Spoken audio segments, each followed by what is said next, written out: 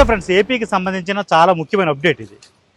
ఆంధ్రప్రదేశ్లో ఇకపై యుద్ధ విమానాలు తయారు కాబోతున్నాయి. దీనికి సంబంధించి కేంద్రం నిర్ణయం తీసుకుంది రక్షణ శాఖ. ఇప్పటికే దానికి సంబంధించిన ప్రకటన వచ్చింది. ఈ మే నెలలోనే శంకుస్థాపన కార్యక్రమం కూడా జరగబోతుంది. మొత్తం 140 యుద్ధ విమానాలు ఇక్కడ ముందుగా తయారవ్వాలని కేంద్రం నిర్ణయించిందనమాట.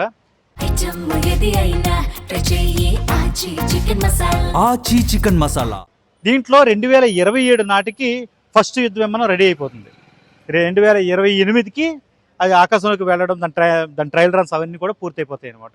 లైసెన్స్తో కంప్లీట్ ఫుల్ లైసెన్స్తో ఇక ఈ యుద్ధ విమానాల తయారీ మొదలవడం అనేది 2028కి అంతా సెట్ అయిపోతుందని రక్షణ శాఖ ప్రకటించింది. అలాగే ఏపీకి సంబంధించిన విద్యాశాఖ మంత్రి నారా లోకేష్ కూడా దీనికి సంబంధించిన వివరాలని మీడియాకి రిలీజ్ చేశారు.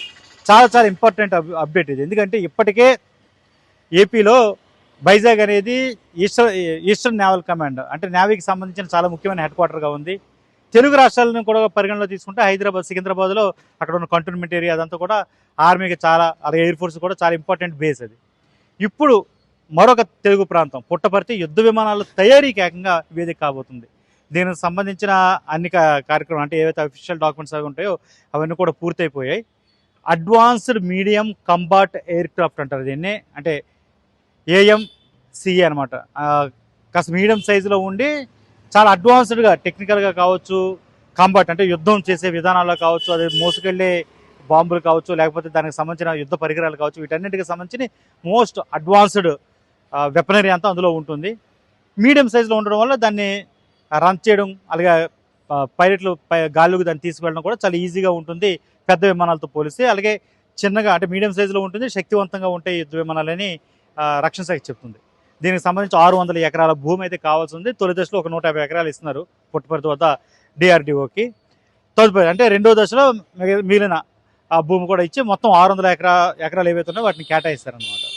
పుట్టపర్తికి చాలా దగ్గరలోనే దీనికి సంబంధించిన ఏర్పాట్లన్నీ జరగబోతున్నాయి. ఈ మే నెల సగం దాటిన తర్వాత దీనికి సంబంధించిన ఒక డేట్ ఫిక్స్ చేసుకుని శంకుస్థాపన కార్యక్రమం చేస్తారు. దానికి పెద్దలు ఎవరు వస్తారని చూడాలి. బట్ రక్షణ శాఖ పరంగా చాలా ముఖ్యమైనటువంటి అప్డేట్ ఇది.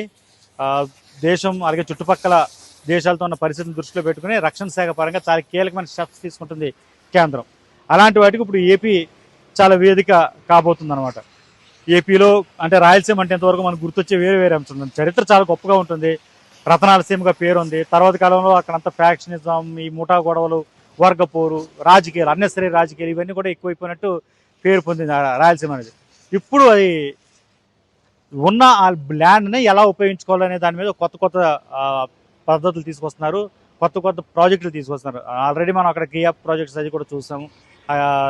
ఆ ఏరియాలో అంటే మొత్తం ఓవరాల్గా చూసుకుంటే నెల్లూరు దగ్గర నుంచి ఆ టోటల్ ఏరియా ఏదైతే ఉందో రాయలసీమ మిగతా ప్రాంతాలు ఇవన్నీ కూడా ఎలా డెవలప్ అవుతుందో చూస్తున్నాము. ఇప్పుడు అనంతపురం వచ్చిందనమాట పుట్టపర్తిలో దీనికి సంబంధించిన ఈ ఏర్పాటు ఏదైతే ఉందో యుద్ధ విమానాల తయారీ ఏకంగా, అంటే పరికరాలు కాదు, డైరెక్ట్ విమానాల తయారీకి సంబంధించిన కేంద్రం ఏర్పాటు కావడం ఏపీకి సంబంధించి ఒక పెద్ద ప్లస్ పాయింట్ గానే చెప్పాలి. మరిన్ని అప్డేట్స్ కోసం చూస్తున్నాండి ఏబీ చికెన్ మసాలా.